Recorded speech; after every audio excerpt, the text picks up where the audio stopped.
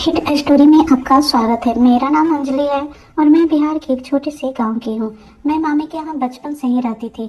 मेरी 2 बहन और 3 भाई थे। मामा की शादी हुई थी तब मैं 15 साल की थी। शादी के 1 साल बाद नानी का देहांत हो गया। मामा मुंबई से आए हुए थे। धीरे धीरे 3 महीने बीत गए। अब मामा को वापस मुंबई जाना था तो मामा ने सोचा पायल अकेले पिताजी के साथ कैसे रहेगी। मामा मेरी मम्मी के से बात करके मुझे बुला लिए। कुछ ही दिनों में मामा मुंबई चले गए। मैं और नानिया मामी और हम तीनों आराम से रहने लगे। मैं यहीं स्कूल में पढ़ने लगी। मामा 1 साल में मुंबई से आते और 1-2 महीने साथ रहते फिर वापस चले जाते। धीरे धीरे समय बीतता गया। मामी की शादी हुए 5 साल बीत गए लेकिन उन्हें अभी बच्चे नहीं हुए थे। मामी देखने में लंबी चौड़ी गोरा रंग, बड़ी बड़ी आंखें, मोटे मोटे होठ, बहुत ही खूबसूरत थी और उनको लड़का ना होने की वजह से और भी फिट शरीर की थी। कहा जाता है औरत 20 की उम्र में नहीं पूरी तरह 30 की उम्र में जवान होती है और यह सही बात भी है। मामा साल में 1-2 महीने के लिए ही आते थे। मामी की जवानी अब निखरने लगी थी। मैं भी 18-19 साल की हो गई थी। मामी जब भी मेरे साथ बाजार जाती तो गांव के लड़के उनको लाइन मारने में कोई कसर नहीं छोड़ते थे। कभी कभी तो बाजार तक पीछे पीछे आ जाते थे। मामा मुंबई से आने वाले थे। हम दोनों बाजार गए उनके खाने पीने वाला सामान लेने। वापस आते समय एक लड़के ने मामी के सामने एक कागज फेंका और इशारा करके मुस्कुराते हुए चला गया। मामी बोली, अंजलि कागज उठाओ, देखो क्या है। मैं कागज उठाई तो देखी उसमें कुछ लिखा नहीं था, बस एक मोबाइल नंबर था। मैंने कहा मामी कुछ लिखा नहीं है, बस एक मोबाइल नंबर है किसी का। उन्होंने कहा लाओ देखो। उन्होंने देखा और फिर अपने पर्स में रख ली। हम घर वापस आ गए। अगले दिन मामा भी आ गए और फिर कोई सामान लाना होता बाजार से तो मामा ही ले आते थे या मामी उनके साथ बाइक से बाजार चली जाती। धीरे धीरे 25 दिन बीत गए। मुंबई से अचानक फोन आया।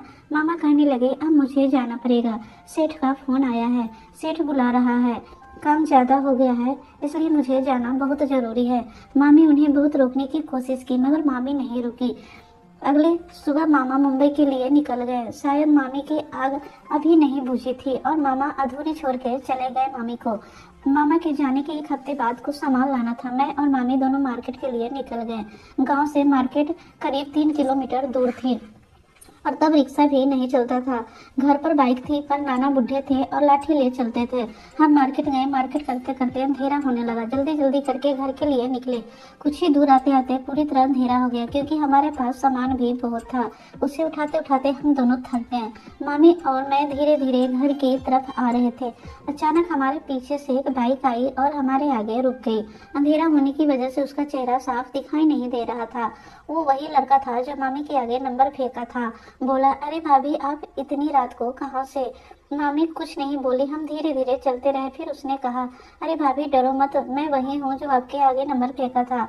आप तो फोन की नहीं अभी तक, नहीं तो आप आज हम दोनों दोस्त होते। डरो मत, इतना सामान ले आप लोग कब तक घर पहुँचोगी, अभी यहाँ से घर बहुत दूर है। फिर मामी बोली ठीक है। मामी कहने लगी अंजलि तुम पहले बैठो। मैंने कहा नहीं मामी पहले आप, फिर मैं सारा सामान लेकर बैठ जाऊंगी। मामी मुस्कुराते हुए उसके कंधे पर हाथ रखी और बैठ गई। मैं भी बैठ गई सारा सामान लेके। हम लोग 10-15 मिनट में घर पहुंच गए। घर तक आते आते मामी पूरी तरह नीचे से गीली हो गई क्योंकि जब भी बाइक थोड़ा खुलती तो मामी के अंग उसके पीठ को रगड़ते। घर के बाहर बाइक आगे रुकी। मामी उतरी और सीधा घर के अंदर भाग गई। मैं सामान उठाने लगी तो लड़का बोला जिसका नाम समीर था। समीर बोला अपनी मामी से बोल देना अगर कोई काम हो या मार्केट जाना हो तो मुझे आधी रात को भी फोन कर सकती हैं। मैंने कहा ठीक है। मैं सारी बात मामी को बताई। मामी एक हल्की सी मुस्कान दी और कहा चलो खाना खाते हैं। मैं नाना के लिए खाना ले गई क्योंकि नाना एक कमरे में सोए पड़े रहते थे। दिन में 1-2 बार ही बाहर निकलते थे। शाम होते ही कमरे में चले जाते थे। हम लोगों ने खाना खाया और सो गए। करीब 5 ही दिन बीते थे। अचानक मामी की तबीयत खराब हुई। उन्हें बहुत तेज बुखार था। मैंने कहा मामी चलो दवा ले लो। उन्होंने कहा अंजलि मैं बिल्कुल भी चल नहीं पाऊंगी। तब मुझे याद आया समीर ने कहा था मामी से पूछी। मामी समीर का नंबर कहाँ है। उन्होंने कहा मेरे पर्स में देखो वहीं होगा। मैं नंबर निकाल के उसे फोन की। समीर आया और हम मामी को हॉस्पिटल ले गए। कुछ ही घंटों में मामी को आराम हो गया। हम घर वापस आ गए। उसी दिन के बाद मामी उसे फोन करने लगी। रात में भी दिन में भी दोनों में दोस्ती बढ़ने लगी। फिर मामी को दवा लेने जाना था। मामी कहने लगी, अंजलि तुम घर का काम देख लेना, तब तक मैं समीर के साथ दवा लेकर आ जाऊंगी। मैंने कहा, मामी आप उसके साथ अकेले जाएंगी? उन्होंने कहा, हाँ क्या हुआ, वह तो हमारा पड़ोसी ही है। तो मैंने कहा, मामी वो आपका दीवाना है, कहीं अकेले पाके आपकी ले ना ले। मामी मुस्कुराते हुए बोली, नहीं नहीं वो ऐसा नहीं है, मुझे कुछ गड़बड़ लगा। फिर मैं बोली, ठीक है आपकी मर्जी। समीर आया और उन्हें अपने साथ ले गया। मामी करीब 3 घंटे बाद घर वापस आई। अरे मामी आज तो बहुत लेट कर दी। उन्होंने जवाब दिया, हाँ आज हॉस्पिटल में कुछ ज्यादा भीड़ थी, इसीलिए दवा लेने में देर हो गई। मामी ने बुर्का पहन रखी थी। मैंने कहा, ठीक है मामी आप कमरे में जाकर तब तक नकाब उतार कर नहा लीजिए, मैं अभी आपके लिए पानी लाती हूँ। उन्होंने कहा, ठीक है, और वो अपने कमरे में चली गई। मैं जब पानी लेकर उनके कमरे में गई तो उन्हें देखा कि मेरे होश ही उड़ गए। उनके बालों में मिट्टी थी और उनके घुटनों पर मिट्टी लगी थी, कपड़े गंदे, बाल बिखरे। मेरा शक सही था। मैं उन्हें पानी दी और उनके पास बैठ गई। मैंने पूछा, मामी क्या हुआ, आपके बाल बिखरे हैं, कपड़े गंदे हैं? मेरी बात सुनकर उनका चेहरा सफेद हो गया। कहने लगी, नहीं नहीं कुछ तो नहीं हुआ, समीर बाइक लेकर गिर गए थे। मैंने कहा, ओ बाइक से गिर गए थे? उन्होंने कहा, हाँ बाइक से गिर गए थे। मैंने कहा, तब तो आपको चोट कहीं नहीं लगी? मैं गुस्से में बोली, चोट अंदर लगी होगी, खून की जगह पानी निकला होगा। मामी कुछ देर चुप थी। थोड़ी देर बाद मामी कहने लगी, अंजलि मैं तुम्हें सब सच बताऊंगी, लेकिन तुम्हें मेरी कसम तुम किसी को कुछ नहीं बताओगी।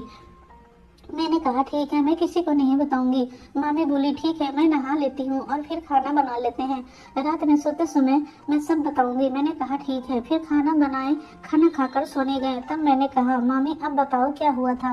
मामी कहने लगी, तुम्हारे मामा 1 साल में 1-2 महीने के लिए आते हैं, लेकिन इस बार तो वो मुझे अधूरे ही छोड़ गए थे, इसीलिए मैंने उन्हें बहुत रोका और फिर मेरी एक नहीं सुने। मैं भी क्या करती, मैंने उनसे यहाँ तक भी कहा 6 महीने के लिए नौकरी छोड़ दो, मुझसे अकेले अब नहीं रहा जाता, लेकिन वो है कि मेरी एक नहीं सुने, अपने सेठ के गुलाम हैं। उन दिन जब हम बाइक पर पहली बार बैठे थे तो मेरे अंग समीर से टकरा रहे थे। मैंने अपने आप को बहुत रोकने की कोशिश की, फिर भी मैं गीली हो गई, मुझसे रहा नहीं जा रहा था। मैं तुम्हारे मामा से भी बात की, तुम नौकरी छोड़ के घर आ जाओ, मुझसे अब बर्दाश्त नहीं हो रहा है। उन्होंने कहा, अभी कुछ दिन रुको, तभी तो 1 ही हफ्ते हुए हैं आए हुए, और वो फिर इधर उधर की बातें करने लगे। तुम्हारे मामा के मना करने के बाद मैं समीर से दोस्ती करने लगी, वो भी मुझ पर मरता था। धीरे धीरे बात होने लगी और आज जब मैं दवा लेने गई तो जाते समय हम दोनों ही अकेले थे, दवा लेकर आ रहे थे, रास्ता सुनसान था, मुझसे रहा नहीं गया, मैंने उसे पीछे से कसकर पकड़ लिया। समीर कहने लगा, अरे भाभी अब क्या कर रही है? मैंने कहा, जिसके लिए तुम मेरे पीछे पड़े थे आज वो तुम्हें करने का मौका है। तो समीर कहने लगा, अरे भाभी नेकी और पूछ पूछ, मैं तो क्या आपके जमाने के बहुत से दीवाने हैं। समीर की बात सुनकर मुझे बहुत अच्छा लगा। वो कहने लगा, भाभी आप बहुत मस्त हो। कहते हुए बाइक को सुनसान रास्ते पर ले लिया। फिर हम दोनों ने गन्ने के खेत में ही खूब मजे किए। तब मेरी यह हालत हुई थी। अब तुम ही बताओ, तुम्हारे मामा आते नहीं है, मैं क्या करूँ? इसमें मेरी गलती कहाँ है? अगर वो रहते तो मुझे यह सब करना नहीं पड़ता। मैंने कहा, हाँ सही भी है और गलत भी है। फिर हम सो गए। धीरे धीरे समय बीतता गया। समीर से मामी मिलती रही, जो चीज समीर से मांगते समीर उन्हें लाकर दे देता था। मामी की चाहत बढ़ती गई। अब 1-2 से उनकी प्यास नहीं बुझती थी। मामी के दीवाने बढ़ते गए। मामा 11 महीने बाद मुंबई से आए, लेकिन मामी का मन अब उनमें नहीं लगता था। मामी किसी बहाने या किसी रिश्तेदार के बहाने अलग अलग लोगों से मिलने जाती, जैसे उन्हें इसकी लत लग गई हो। मामा 2 महीने तक घर पे थे, तब तक तो कुछ कम था।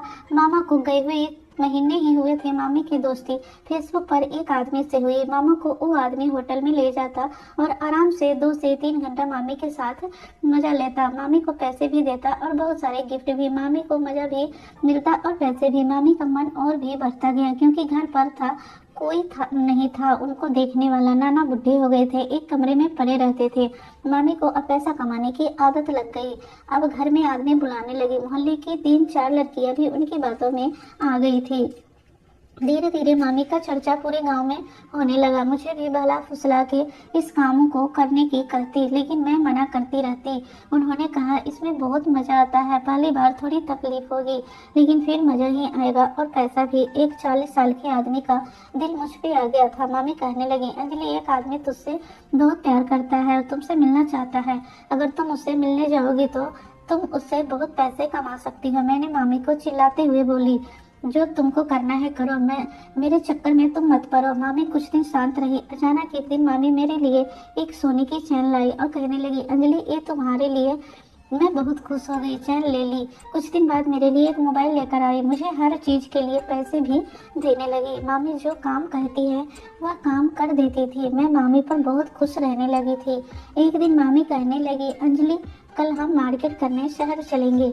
मैं तुम्हारी पसंद के कपड़े और भी चीजें दिला दूंगी। मैंने कहा, हाँ ठीक है, मैं सुबह तैयार हो जाऊंगी।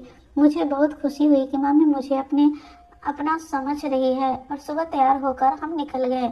शहर पहुंच के हम कुछ कपड़े और बाकी चीजें भी ली। मार्केट करते करते 1 बज गए थे और धूप भी बहुत तेज थी। मैं बहुत थक गई थी और भूख भी लगने लगी थी। मैंने कहा, मामी भूख लग रही है और मैं थक गई हूँ। उन्होंने कहा, ठीक है, यहाँ पास में एक होटल है, वहाँ चल के खाना भी खाते हैं और कुछ देर आराम भी कर लेंगे। हम होटल में गए। होटल बहुत ही शानदार था, महल जैसा। मैंने कहा, मामी हम गलत जगह आ गए हैं। मामी कहने लगी, नहीं, हम सही जगह आए हैं। ये होटल है, यहाँ बहुत अमीर लोग आते हैं। इतना कहकर मामी काउंटर पर गई, रूम की चाबी ली और हम रूम में गए। मामी खाना मंगवाई, फिर हम दोनों खाना खाए। मैंने कहा, मामी अब चले। मामी कहने लगी, नहीं अभी रुको, रूम 3 घंटे के लिए है, थोड़ा आराम कर लेते हैं, बेड है उस पर लेट जाओ। मैंने कहा, नहीं मामी, मैं सोफे पे ही ठीक हूँ। मैं सोफे पे बैठी बैठी कब सो गई मुझे कुछ पता ही नहीं चला। करीब 40-45 मिनट बाद कुछ आवाजें आ रही थी। वो आवाज से मेरी आंखें खुली। मेरी जब सामने बेड पर नजर पड़ी तो मेरी आंखें खुली की खुली रह गई। मैंने देखा मामी बिना कपड़े के बेड पर लेटी हुई है और उनके दोनों पैर हवा में हैं। मामी के ऊपर एक आदमी जोर जोर से कूद रहा है। मामी प्यार से चीख रही थी। मैं सोफे से उठकर खड़ी हो गई। मुझे बहुत शर्म आ रही थी। मामी मुझे आवाज दी, अरे अंजलि क्या हुआ, आओ तुम भी हमारे साथ। मैंने कहा, नहीं मामी, मुझे यह सब नहीं करना है, मुझे बहुत डर लग रहा है। मामी कहने लगी, नहीं कुछ नहीं होगा, तुम डरो मत, मैं तुम्हारे साथ हूँ। मैं मना करती रही लेकिन मामी नहीं मानी, जबरदस्ती मुझे बेड पे खींच लिया। दोस्तों, यह था कहानी का पहला भाग। दूसरे भाग के लिए कमेंट करें और 1000 लाइक होते ही कहानी का पार्ट 2 आ जाएगा। मैं बहुत जल्द ही दूसरा भाग ले आऊंगी। तो दोस्तों, यह थी हमारी आज की कहानी। अगर आपको यह कहानी पसंद आई हो तो इसे लाइक करें और अपने दोस्तों के साथ शेयर करें। आगे भी ऐसी रोमांचक कहानी के लिए हमारे चैनल को सब्सक्राइब करना ना भूलें और बेल आइकन को प्रेस कर दें ताकि आपकी कोई भी कहानी मिस ना हो। अब दोस्तों, इस कहानी से किसी को ठेस पहुंचाना नहीं है बल्कि समझने की जरूरत है।